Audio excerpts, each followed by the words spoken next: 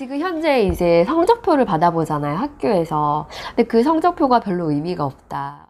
우리가 제안하는 성적표의 항목을 기억해라 라고 이야기를 하면서 다른 이들과 잘 놀고 협력하는가. 안녕하세요, 미래에서 온 엄마 김보배입니다. 저는 오늘 여러분들께 최고의 교육이라는 책을 소개해 드리려고 합니다. 최고의 교육.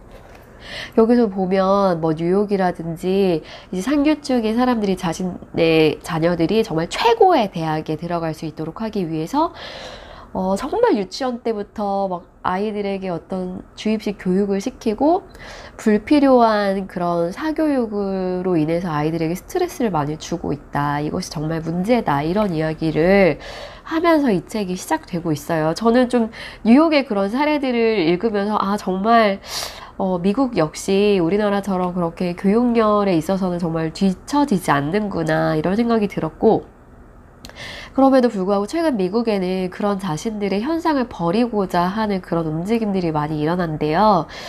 그런데 사실 우리가 쫓아가는 것들은 그들이 버리려고 하는 그런 어떤 교육의 모습, 그런 부분들을 아직도 우리는 좀 쫓아가지 않나 하는 그런 비판적인 생각도 한번 해봤습니다. 여기에서 이 저자는 육시에 대해서 이야기를 하고 있어요. 미래에는 이제 반드시 이제 육시라는 것이 필요하다.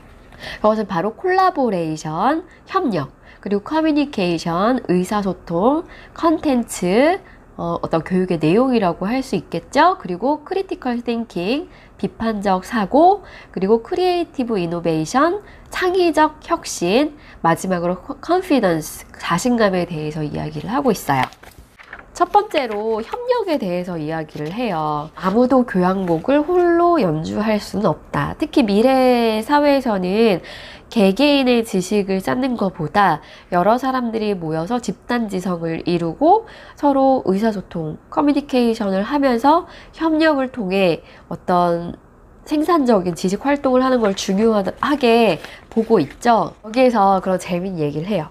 지금 현재 이제 성적표를 받아보잖아요, 학교에서. 근데 그 성적표가 별로 의미가 없다.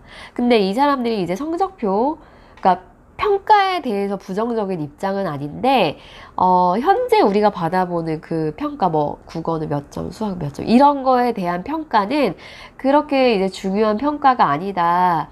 우리가 제안하는 성적표의 항목을 기억해라 라고 이야기를 하면서 다른 이들과 잘 놀고 협력하는가. 이 항목에 대해서 이야기를 하고 있어요. 다른 이들과 잘 놀고 협력하는가. 한번 생각을 해볼까요? 내 아이가 다른 이들과 잘 놀고 협력하는가. 이 항목은 개인적인 관계는 물론 직장에서 동료들과의 관계 속에서 우리가 성공하는 데 진정 중요한 부분을 잘 포착하고 있다라고 이야기를 합니다.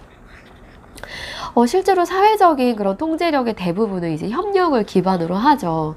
그리고 지금 현재도 그렇지만 앞으로의 사회에서는 이 협력이라는 것들이 정말 중요해지는 사회가 온다고 합니다.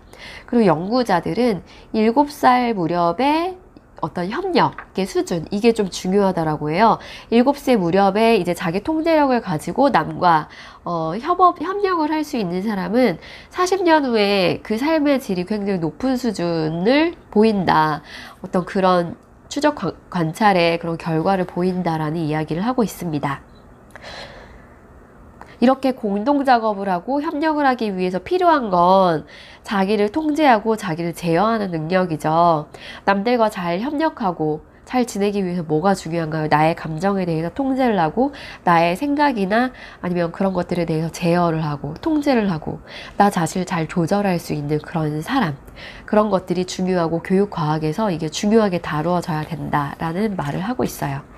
아이들에게 혼자 노는 것보다 같이 노는 게 더 재미있다라는 걸 알려주고 서로 이제 돌아가면서 공유할 수 있는, 그러니까 다음에는 뭐 형아 차례, 두 번째는 누나 차례, 다음에는 내 차례, 이렇게 번갈아 가면서 놀 수 있도록 도와주고 또 그 놀이의 순서 지키기를 연습을 하고 또 뭐 보드게임이나 이런 것들을 했을 때 협력해서 같이 놀 수 있게끔, 아니면 공을 혼자서 가지고 노는 게 아니라 주고 받고 이런 식으로 하면서 함께 놀 수 있는 방법을 알려주는 게 좋다라고 하고요.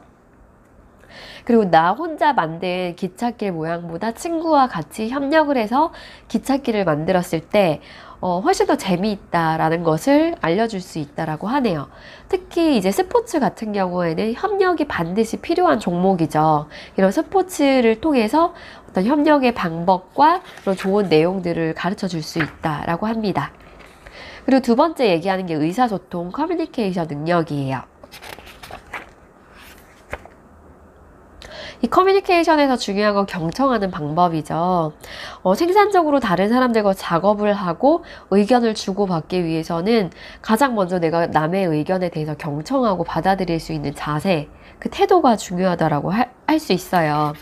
그러기 위해서는 어떤 내 생각에 대해서 말 표현하는 것도 중요하지만 다른 사람이 이야기하는 것에 귀 기울여서 귀담아서 들을 수 있는 그 태도, 그런 것들을 이제 길러줘야 될 필요가 있죠. 그래서 이런 내용에 대해서 제안을 하더라고요. 하나에는 입이 그려져 있고 다른 하나엔 귀가 그려져 있어요. 아이들은 자기가 언제 말을 하고 언제 들어야 될지 인지를 잘 못하잖아요. 그 그림을 만약에 아이가 형과 동생이 있다라고 하면 형이 이제 얘기할 때 형이 입 모양이 그려져 있는 그림을 형에게 주는 거예요. 그리고 이 둘째 아이에게는 귀가 그려져 있는 그림을 주는 거예요. 그렇게 되면 아이들이 이걸 보고 아, 지금은 내가 말하는 차례다. 나는 지금 듣는 차례다. 나는 들어야 한다. 이런 역할에 대해서 분명히 인지를 할 수 있기 때문에 아주 말하고 듣는 의사소통 능력을 기르는 데 효과적이라고 합니다. 이건 저도 한번 꼭 해보고 싶더라고요. 이제 어떤 학습 내용에 대해서 가르쳐 줄 때도 충분히 의사소통을 통해서 엄마가 직접 이거는 A는 B야 라고 이야기를 해줄 수도 있지만 자기들끼리 의사소통을 통해서 탐구를 통해서 알아낼 수 있도록 하는 방법도 있다고 해요. 예를 들어 삼각형이 있으면 어떤 게 삼각형인지에 대해서 엄마인 제가 얘기를 해줄 수도 있겠죠.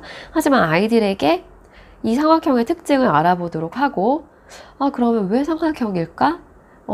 이렇게 선이 3개가 있네. 꼭지가 3개가 있네. 이런 식으로 자기들이 특징을 서로 의사소통을 해가면서 찾을 수 있죠. 그랬을 때 훨씬 더 기억에 남는 그런 수업이 된다라고 이야기를 하고 있어요.